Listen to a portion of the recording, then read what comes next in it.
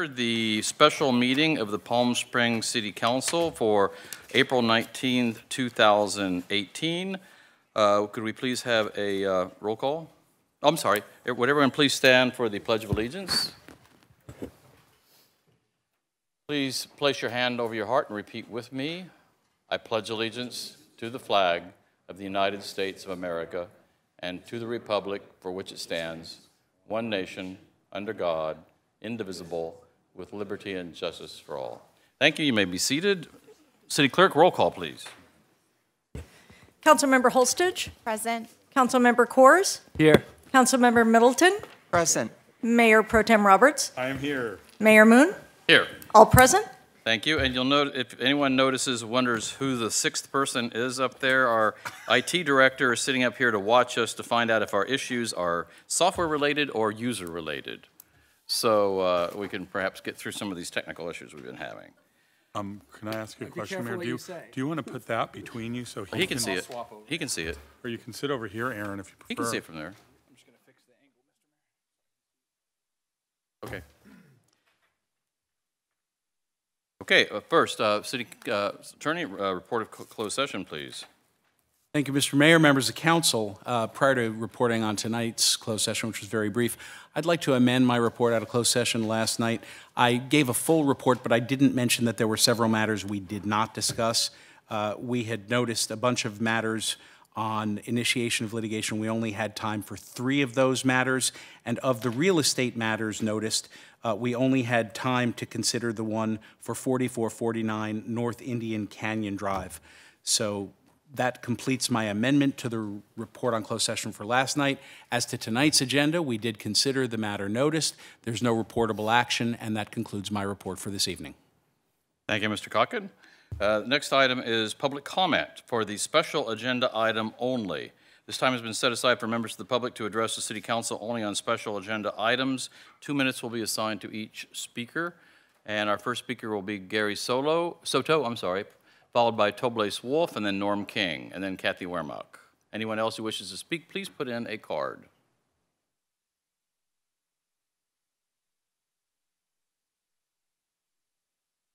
Oh, sorry. That was user error. Let me start you including my name. I am Gary Soto. It's nice to be here. I also serve on the task force for election reform. As a Latino and the youngest of 7 siblings, my family experienced harsh realities of discrimination in the city we resided in. The segregated schools and lack of representation on the election format was really hard on those people of color, especially those who are Latino or who didn't even attend the local church. This experience still negatively affected me, and I've made every attempt to let it go and move on.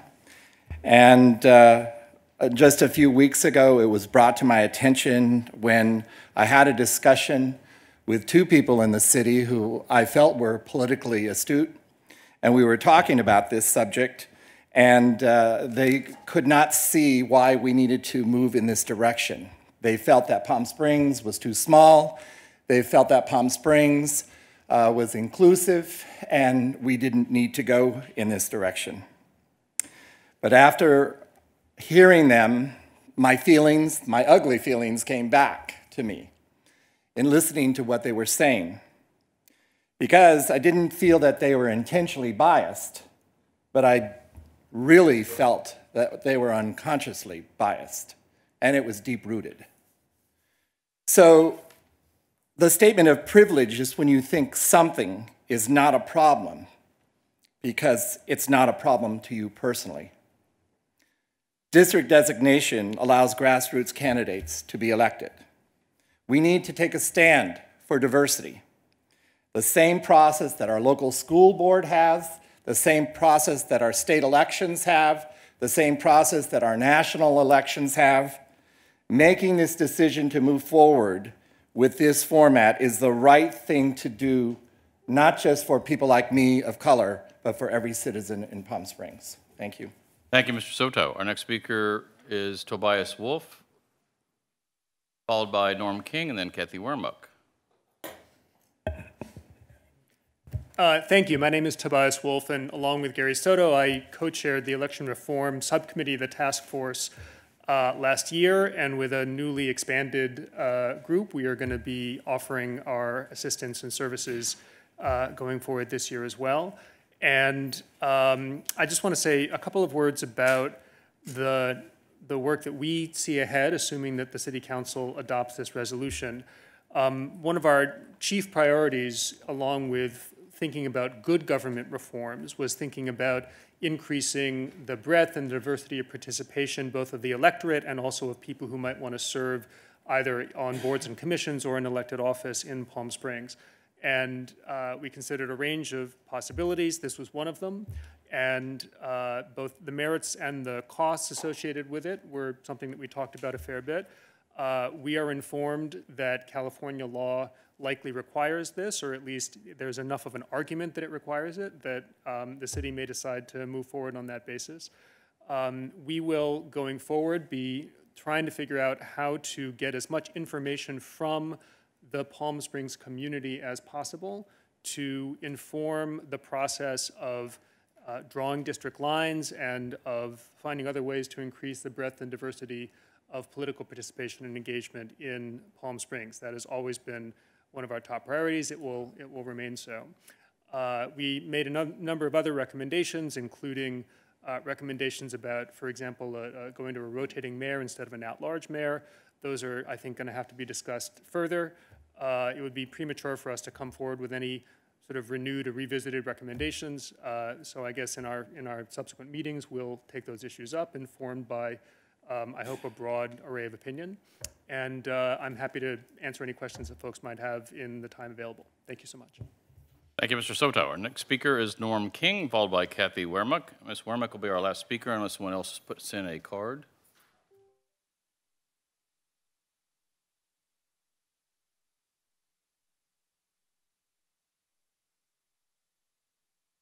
Greetings. You may have to hear this again if you happen to see my op-ed this morning in the Desert Sun. I apologize for that, but I made it shorter tonight. I'm Norm King. I'm a former city manager here in Palm Springs and also Moreno Valley, and thus have experienced both an at-large directly elected mayor city and a 5-district non-directly elected mayor city. District elections for Palm Springs, I think, are inevitable. The critical issue is to retain our directly elected mayor, approved overwhelmingly by voters over 30 years ago.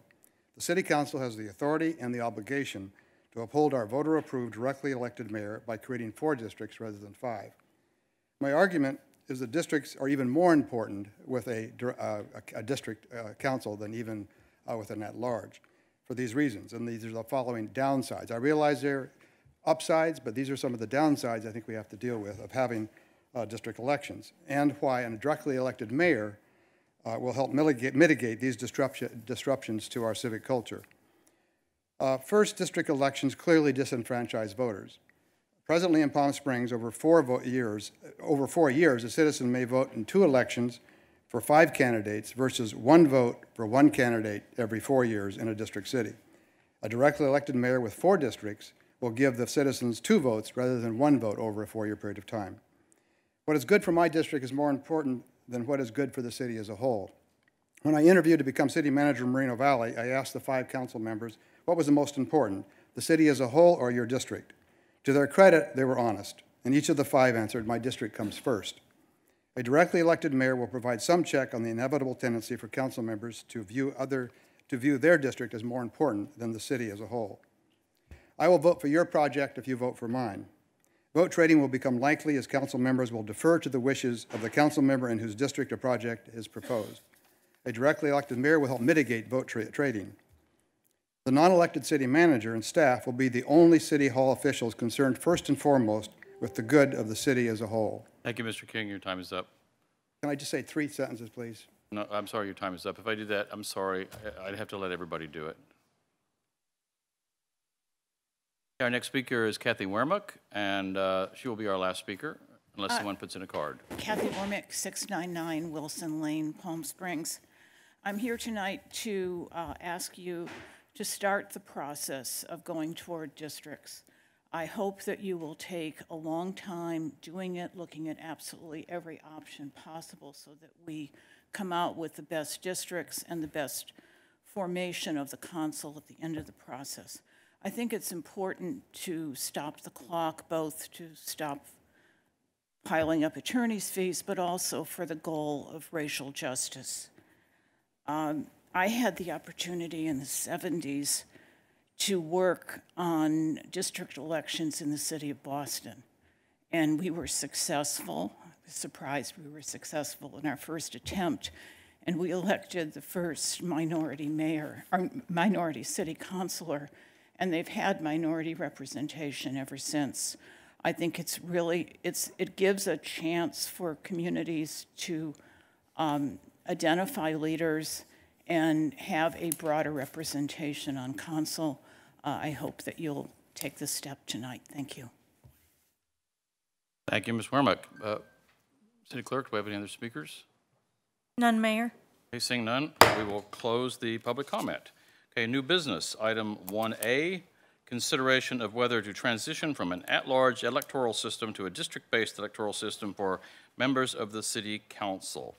Determine whether to adopt, consistent with the Council Subcommittee recommendation, a resolution entitled, "A Resolution of the City Council of the City of Palm Springs, California, declaring its intention to transition from an at-large elections to district-based elections pursuant to Elections Code Section 10010. Do we have a staff report, please? Mr. Mayor, members of the council, the Federal Voting Rights Act is actually on the books for quite a long time.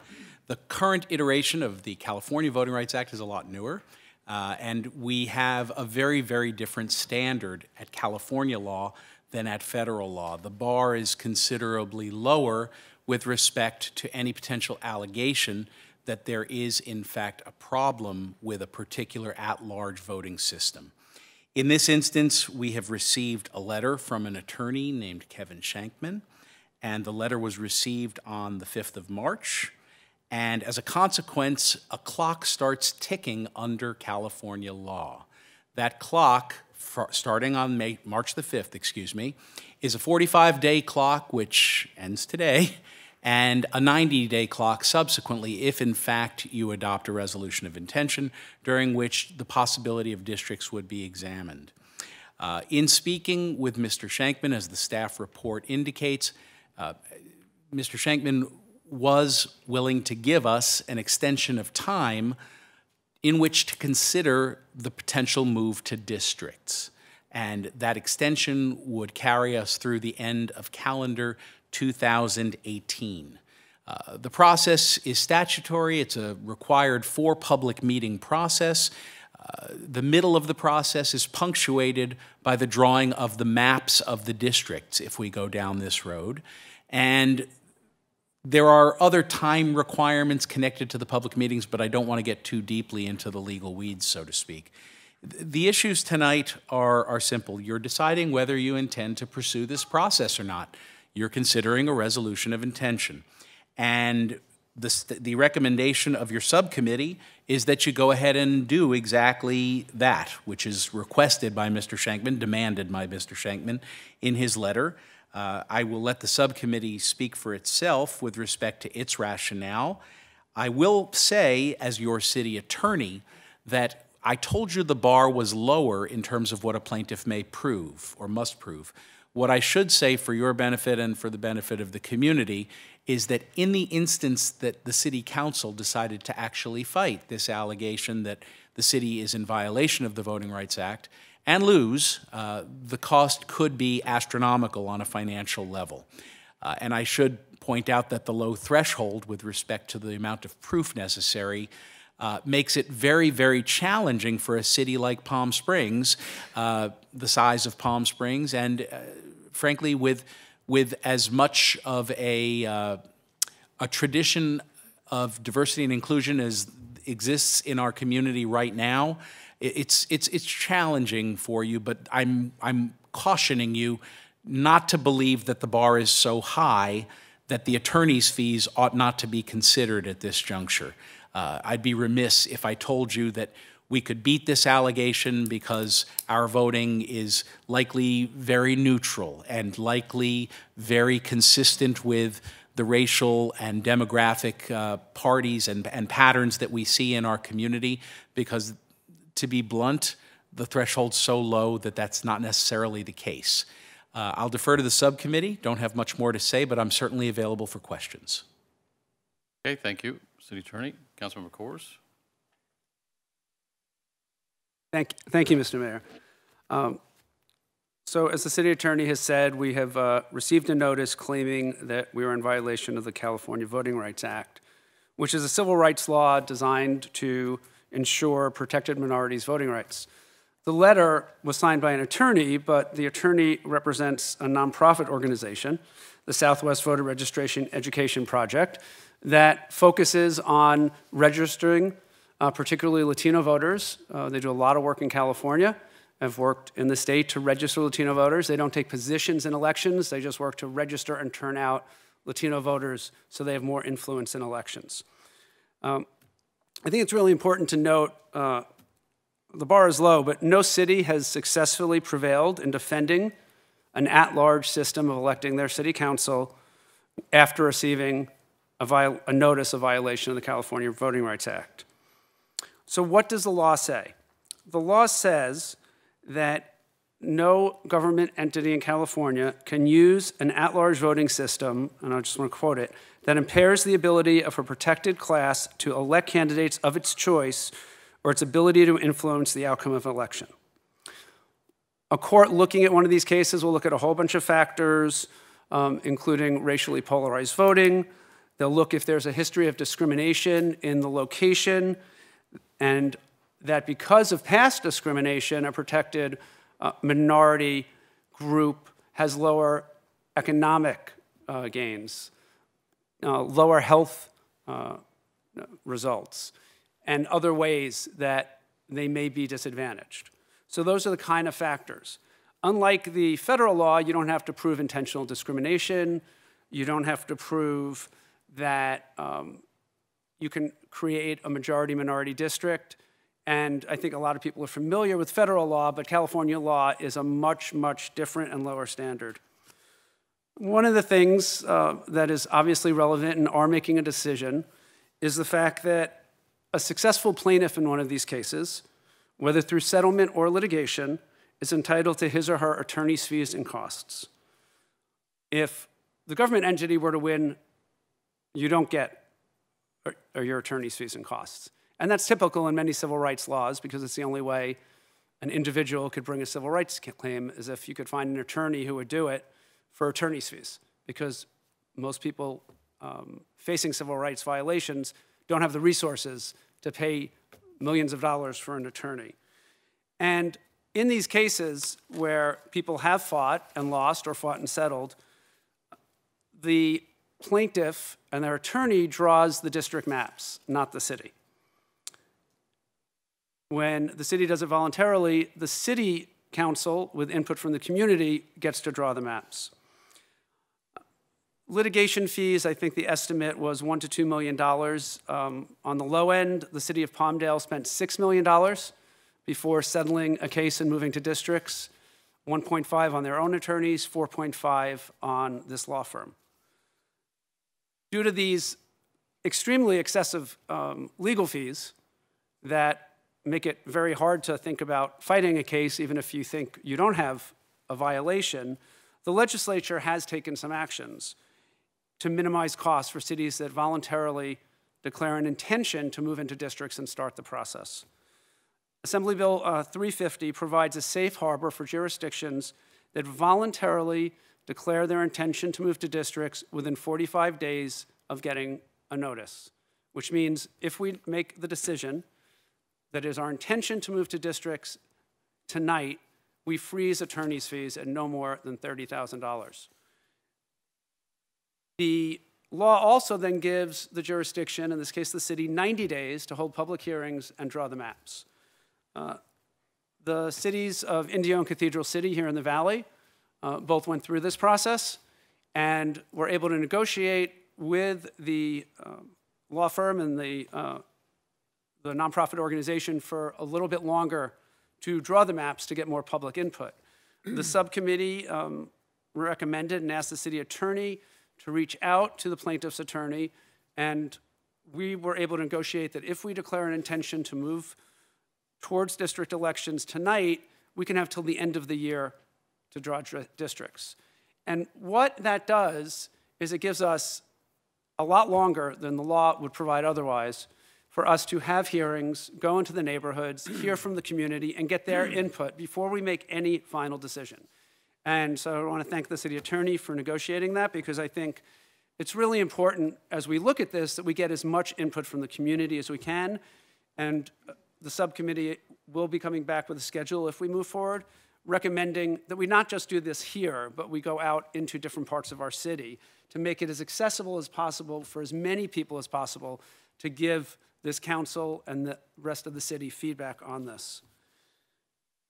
There's other legislation that has been passed in the last few years, including that this applies to charter cities, because normally charter cities get to set their elections, and that has been upheld in the California courts because it's a California constitutional issue, and that the city can make these decisions by ordinance as opposed to needing to go to the voters. Last thing I want to say is just given the goals of the California Voting Rights Act, which is increased opportunities for protected minorities, which is something the subcommittee supports, but the fact that no city has prevailed and the fact that there are such considerable costs in fighting one of these cases, we believe we should take advantage of the 45-day safe harbor by passing resolution of our intention to go to districts and then start the process with our community to have really thoughtful discussions about this issue and what it would look like moving forward. And that's all I have, Mr. Mayor. Councilmember Middleton. There we are.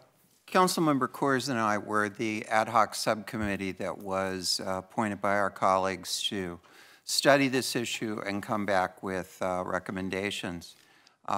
He went to law school and I went to public administration school, so being very creative, we thought he would handle the legal issues and I would talk about public policy. But all kidding aside, this was something that I think for all of us who had the pleasure of running citywide and engaging with voters in absolutely every corner of this city, the prospect of not being able to do that going forward was something that was difficult. I know personally, in the first 3-4 days after we received this letter and got more deeply into the legal issues, I found myself at neighborhood meetings far away from where I happen to live, interacting with people in a neighborhood that I loved, but on district basis would not be able to directly represent, although I will always, while I sit on this dais, put first and foremost the interest of everyone in this city before anything else, and I believe all of my colleagues will do the same. The question before us is not whether we think districts are best or at large is at best. The question before us is whether or not we are going to challenge the California Voting Rights Act. We can engage lots of conversation about whether we think district elections are better or at-large elections are better. But we didn't bring this issue to this dais. It was an attorney representing individuals that believed that they were disadvantaged. If the city were to take and engage in this fight, as Councilmember Coors has indicated, there are severe financial risks that are associated. There are also reputational risks that are associated with fighting this. Ours is a city that believes in diversity, that cares about diversity, because it is very hard in the city of Palm Springs to find someone who has not personally faced discrimination at one time or another and often frequently because of who they are, not what they do. We care about these issues because we know them firsthand, and our hearts have been broken on any number of occasions when we knew as individuals that we were being discriminated against, frequently in this community, because we were either lesbian, gay, bisexual, or transgender. But those experiences also have to inform us as we are looking at discrimination and the results of discrimination that exists for minority individuals. Ethnicity is just as profound, if not more so, a form of discrimination. The Latino Caucus in Sacramento made moving to districts a priority nearly 20 years ago. They did so because it was the experience in their communities across this state that at-large voting was used to diminish the influence that they had in elections and to decrease the number of Latinos that were going to be elected. And on multiple occasions, the legislature has reinforced that they believe in that decision that was made and are continuing to make it more difficult for cities to choose to stay at large elections. We have the example, most particularly, of our neighboring cities, both Indio and Cathedral City, who have received letters such as what we received. And in both instances, and I particularly want to call attention to our neighbors next door in Cathedral City, they embraced this opportunity to engage with their public. They did not hold the minimum number of meetings, but they reached out throughout the community to engage with people in every neighborhood of Cathedral City to provide an opportunity not only to make the best decisions as to how their districts were going to be formed, but to make sure that everyone felt they had an opportunity to engage in this decision. I want our city to take and do that. And I know, as someone who came to this dais as a result of my work in neighborhood organizations, that we have neighborhoods that want to be engaged on this question.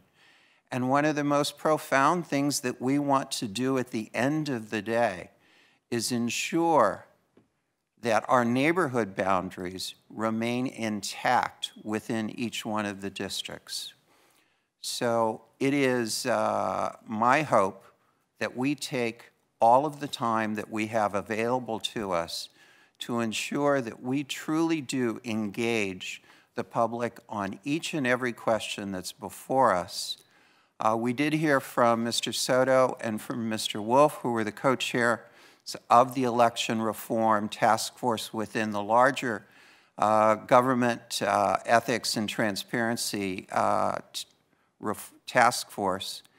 And the subcommittee has asked and will ask that our colleagues support that we continue that election reform group, which consisted originally of Tobias Wolf, Gary Soto, Doug Donenfeld, Stephen Moses, Melanie Brenner, but add to that to ensure that we do have diversity throughout our community, Kathy Wormick, Aftab Dada, Alexis Ortega, and Dixie Walker, so that we have representation from every ethnic group possible and throughout this city. And with that, I will close my comments for now.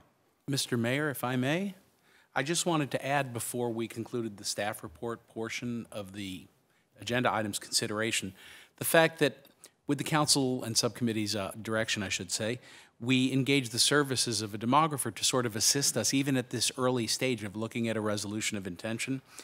That demographer's been in communication with the city, been hired through the Office of City Attorney and Special Counsel, the information we have isn't yet final. It's not ready to be discussed or released. As a practical matter, there are still remaining litigation risks regarding other potential plaintiffs in this matter based on demographic data and such that will be discussed. However, the subcommittee has instructed me to report to you in this forum that we will, that is, the city will, release what we can as soon as we can without exposing the city to any unnecessary risk, and in all events, that demographic data will be available before the drawing of maps in this process.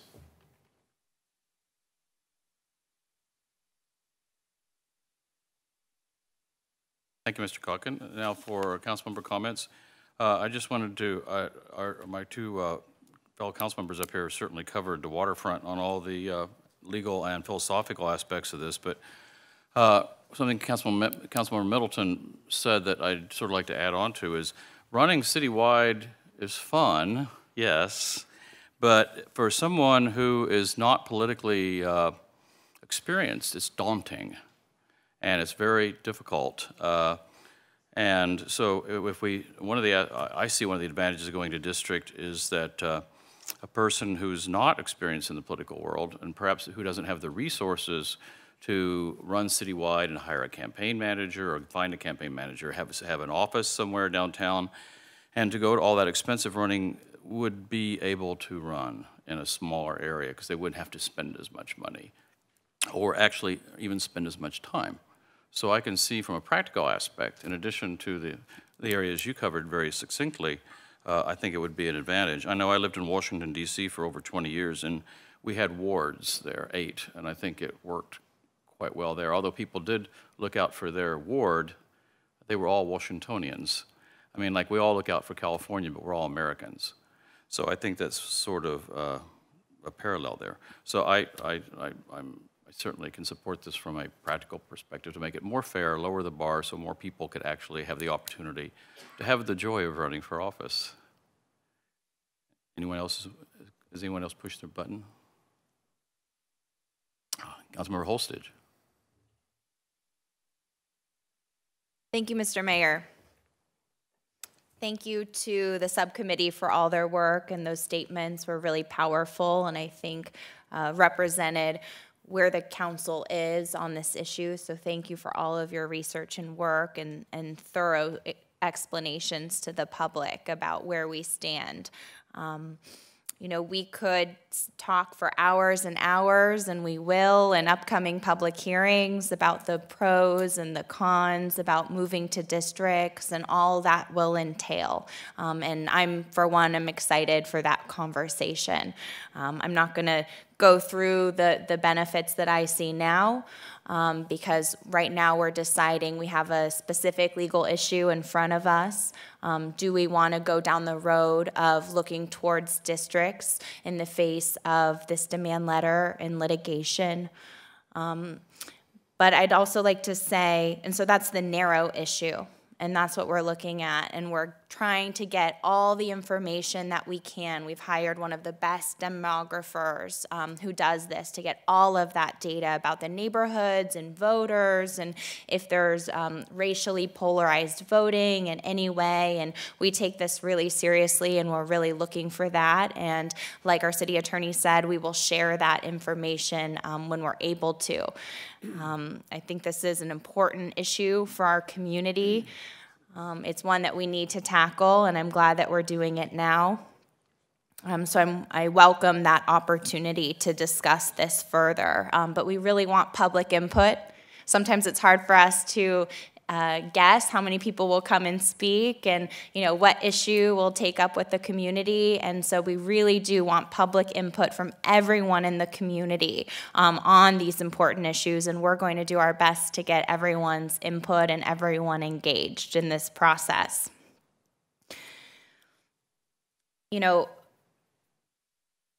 Really, this is a policy choice made by the legislature, as my fellow council members explained, to have cities move to districts because they thought that that was a good policy decision for cities. The larger issues we'll get into for our specific city. But, You know, I'm here to represent all of the people of Palm Springs. As our city, I believe we stand for equality and justice and equity, and those are all values that we carry forward. And this council in particular is interested in best representing everyone in our community, making sure everyone can participate, that everyone is civically engaged. We do a lot of work in the neighborhoods, and we really care about each and every voter and resident. So I just want to make that statement. This is a sensitive issue. There are going to be difficult conversations in the community. We already see op-eds coming out about this issue, and I just want to urge people to be sensitive. And I think the quote that Gary Soto just said in public comment says it quite well. He said, just because it's not an issue for you personally doesn't mean it's an issue for others. And I think we would all be well informed to consider that as we consider the impact on our entire community in these conversations that we're engaging, because they do deal with race and the history of race here in our community, and we need to address that sensitively and openly and make sure we're talking about equity for everyone. So I'm looking forward to having a further robust community conversation. Please email us or come to these public hearings and tell us, you know, how you want this process to happen for the city of Palm Springs. We always say Palm Springs, we're like no place else. We often act like it. And we know that we're unique and different, and that we have a substantial amount of public engagement on issues like this. And we're really looking forward to working on this issue together with everyone. Thank you. Thank you, Mayor. So I will say that I will vote toward the resolution of intention. But my position on this isn't quite as cut and dry as some of my colleagues. I don't fully understand, I want to admit that I don't fully understand the Voter Rights Act. And therefore, I'm not fully convinced that we're in violation. I understand the purpose of the act. But I also don't necessarily believe in cookie cutter policy. For policy that's good for one city is good for every city. And it's not yet even close to having been proved to me that we are in violation of this act. In fact, of all cities in California, I can't imagine a city that's more inclusive than Palm Springs is. Well, maybe Berkeley, the People's Republic of Berkeley. But, you know, it was brought up tonight that, you know, issues that might not affect me wouldn't affect others. I understand that. In fact, I wouldn't be sitting in this chair if I didn't care deeply, well beyond my own issues, but about issues of our community and every individual in our community. In fact, the secret to this job for me is that that's what's fun and challenging, is that we represent a much larger community every day, and every decision that we make, or most decisions that we make, will have a significant impact on everybody, now and into the future. I'm most excited about the prospect, and hopefully we can come up with the very best ways we ever have to get our community to come in and speak to us and tell us if they feel they're not being represented as fully as they could, or that they want different representation, or they feel slighted. I want to hear those things. That's important to me. And I need to hear that because I don't want to ever do anything on behalf of our community because we're afraid of the cost of litigation. That, you know, nobody's more sensitive to our budget than I am. We probably spend an inordinate amount of our time concerned about our budgetary choices. But I want to make sure our decisions are based on our city and serving our city as a whole, and that the end result of our decisions is that we're creating a good and better quality of life for every citizen. And so I'm not yet convinced that we're not doing that.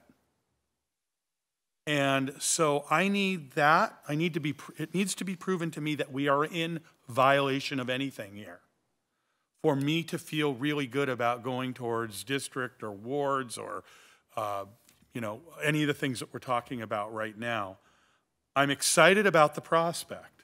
I'm excited about this because I love municipal governance and I love the science of it, and more than anything, I love the psychology of understanding who our constituency is and what matters most to them, which could be different tomorrow than it is today. And I think that's what keeps our jobs interesting. So having said that, I'm happy to move forward, to get into this car with my colleagues and drive forward.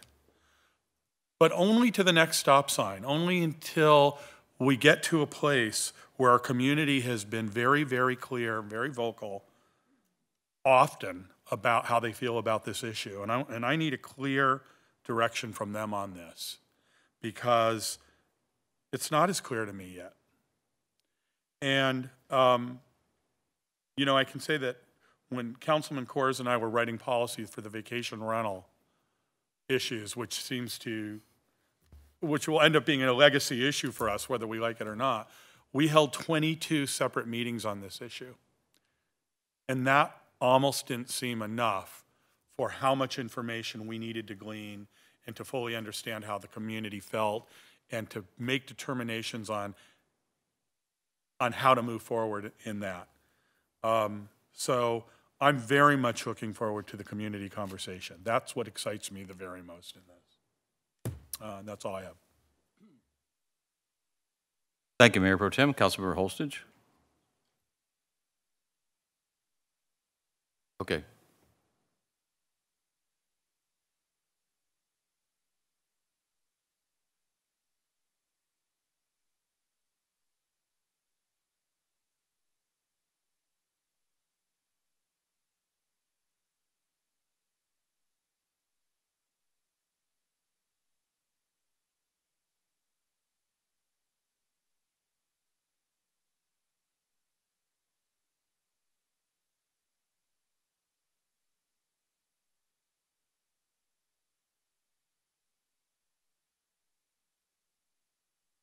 Okay, the resolution is entitled, "A Resolution of the City Council of the City of Palm Springs, California, declaring its intention to transition from at-large elections to district-based elections pursuant to Elections Code Section 10010, that is 10,010.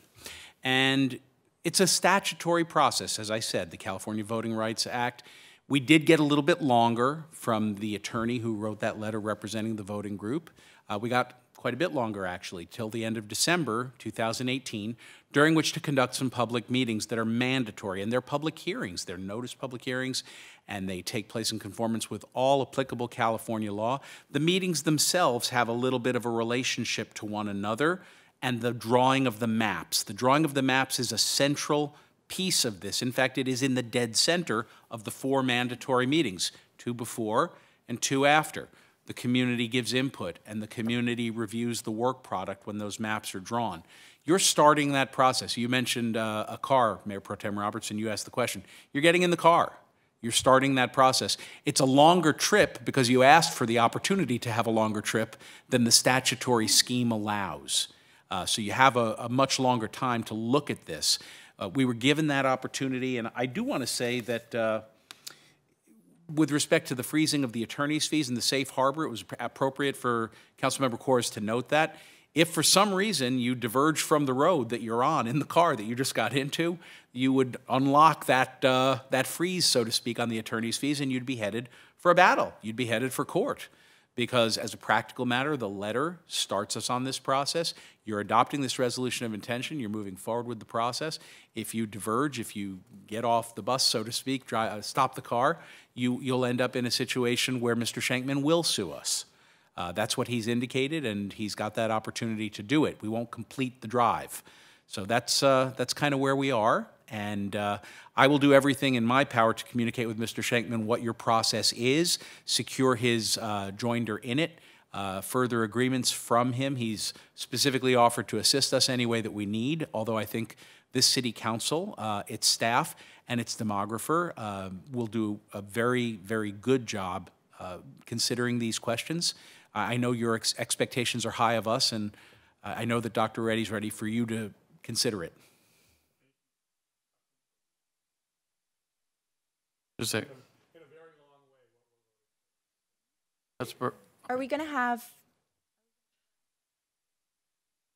an ability after we vote to give some direction towards staff about how we implement this going forward? I just want to ask the mayor who's running this meeting if we should make those comments now to staff about direction about how to carry this forward, or if you'd like the vote. From my vantage point, there's nothing to carry forward right now until you vote. I'd say we can vote, and then we can have council member comments afterwards for additional things. A motion to approve made by Councilmember Corr, seconded by Councilmember Middleton. Motion is on the floor.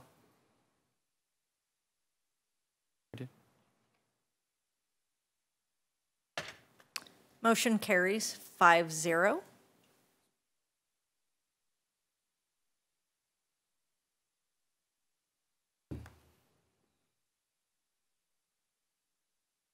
Okay, thank you. Next, councilmember comments, requests. Councilmember Holstage. Oh. Thank you, Mr. Mayor.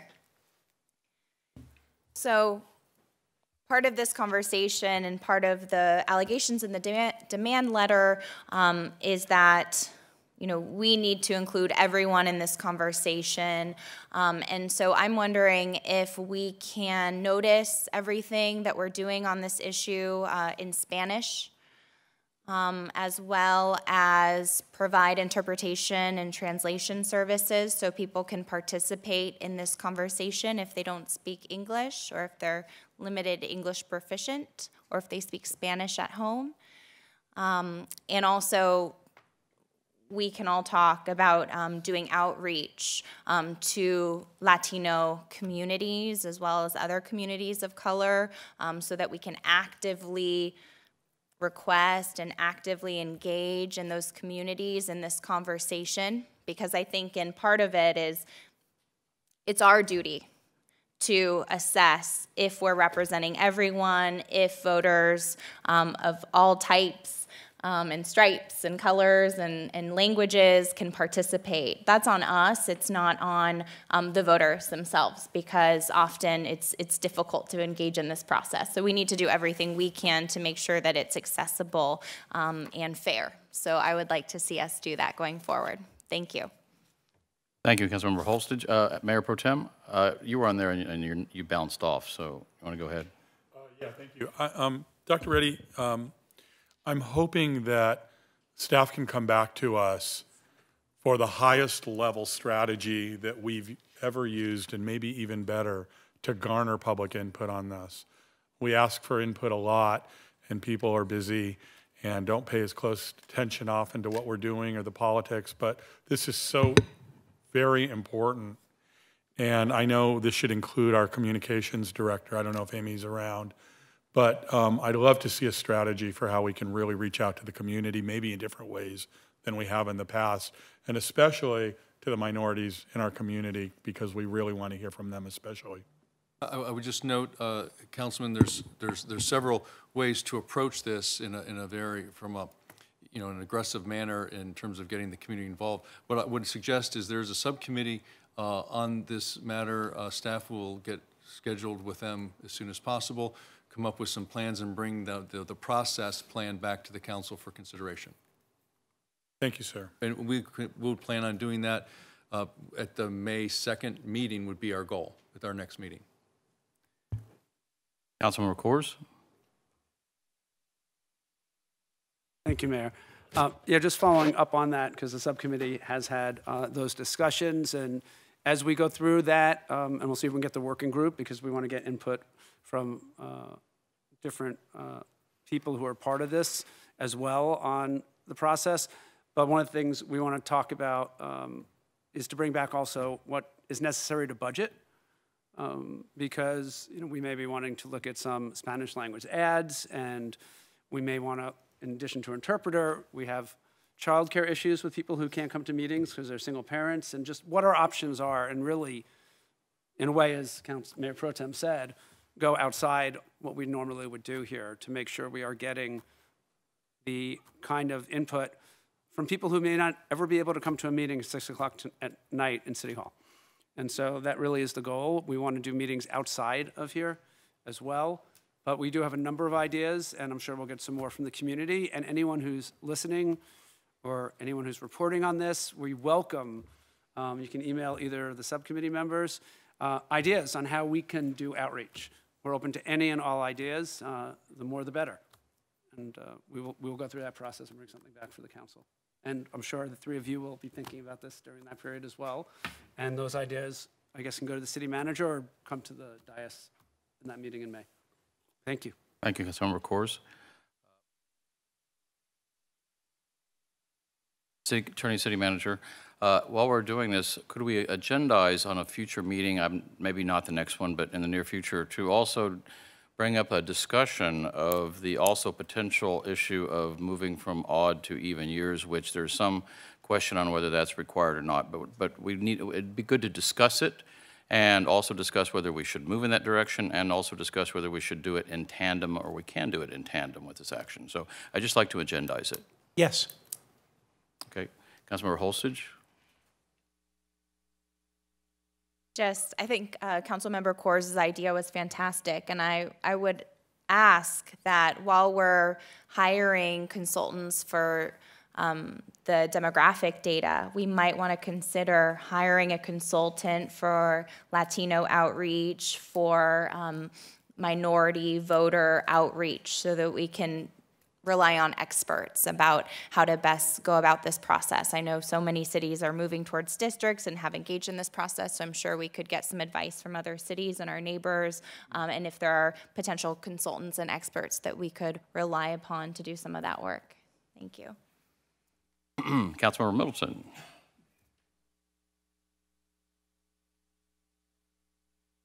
There we go. I want to thank all of my colleagues for your comments, and particularly Councilmember Holstage for the idea of identifying someone to do Latino outreach. If at the end of the day we elect someone who is Latino to this council, it would be a first. But if we increase the number of minorities that are voting in our elections, that will be a victory as well, and something that we definitely want to achieve. So I'm looking forward to working both in the subcommittee and with the election reform group to make sure that we are engaging everyone in this community.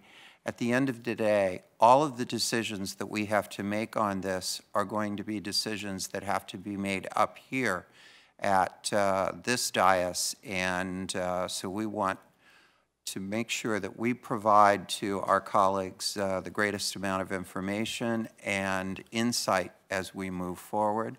And I'm very pleased to have been able to participate in this kind of vote this evening. Any other comments? Okay, seeing none, are we ready for adjournment?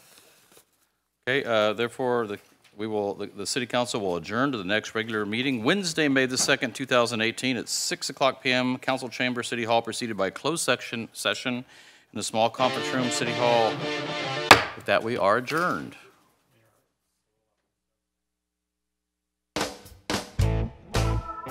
I know, you can call Trace. Okay, so did you see? I already worked on it. All right. Did you see?